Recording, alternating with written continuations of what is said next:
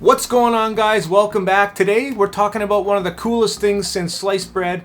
That is the new texture slider in Lightroom. I'm loving it. It's a great addition. So we're gonna break it down. We're gonna show you a few different applications. We're gonna cover some nature photos, some portrait photos, and even landscape, and see exactly what this thing can do and how to quickly take your photos to the next level.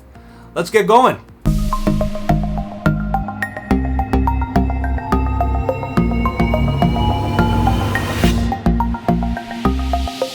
Alright my friends, welcome back. Today we're in Lightroom talking about the texture slider, the brand new addition from Adobe, and it is much welcomed. I love this tool, and we're going to kind of dive in and see just a few applications about how you can start using this thing right away, what it does, and how to utilize it the best.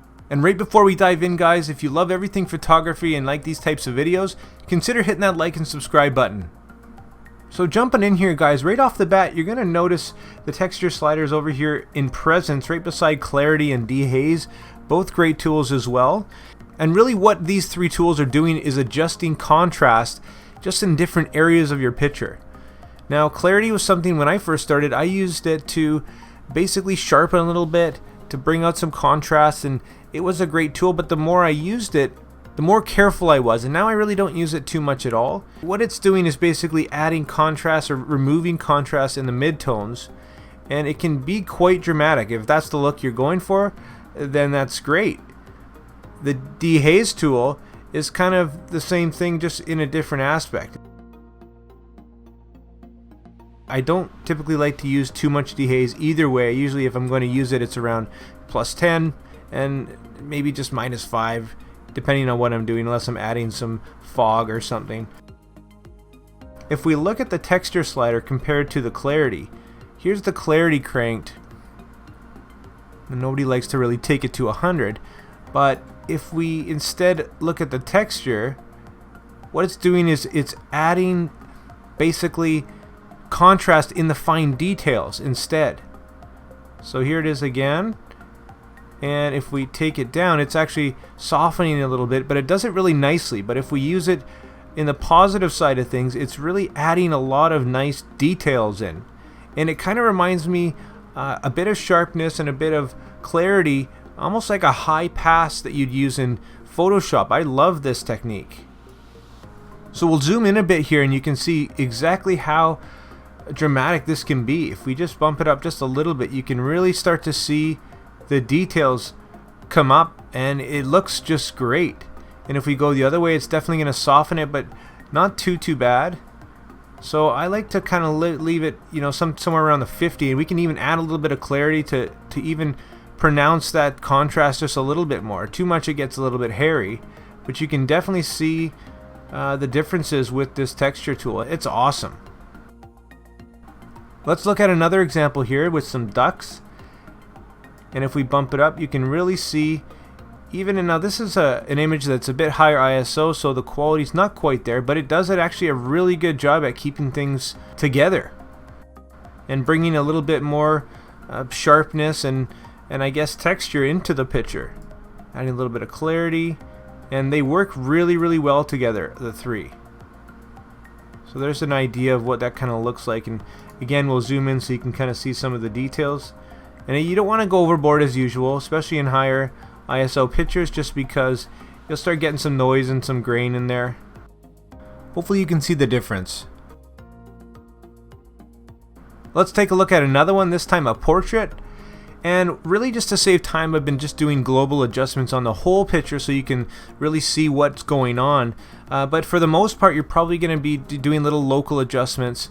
And what I mean by that is global is when you're going to basically make changes to the entire picture, whereas local, you can grab something like your brush tool or maybe a gradient and just make little fine adjustments to whatever you're trying to do to your picture. So in this case, I'm just going to kind of see if I can't smooth the skin out a little bit and just make a couple little adjustments here to baby's face.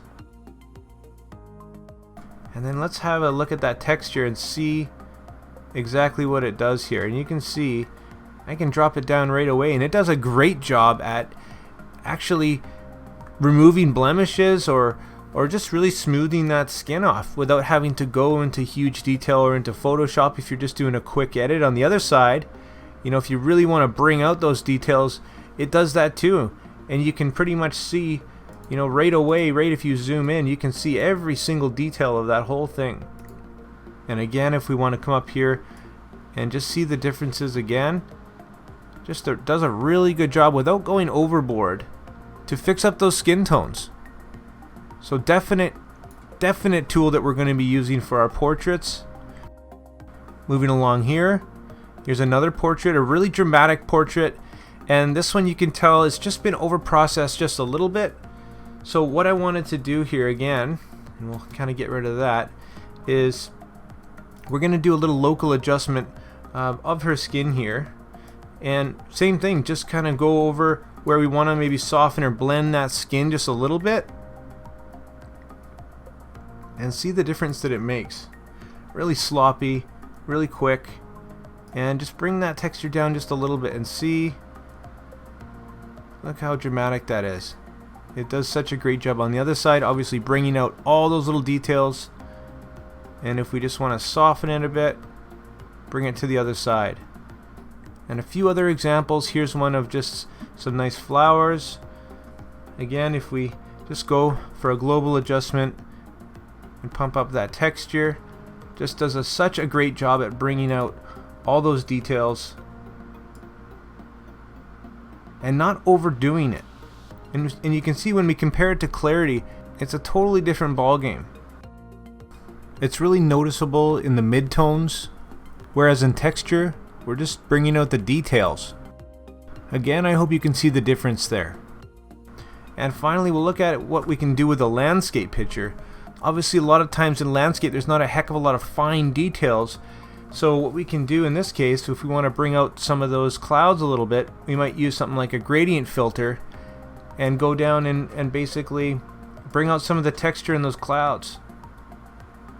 You can see the difference right there. Or maybe we want to have a more dreamy look and get rid of some of those clouds. Maybe add a little bit of fog, and that does a great job both ways. So let's see what we can do. Add a little bit of clarity as well and see just how dramatic those clouds can be.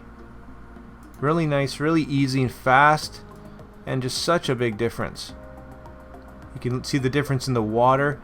Let's do the same thing with the water here and maybe try and just give it that long exposure type look. Grab that texture, just pull it down a little bit, and yeah, it just makes it look just a little bit nicer.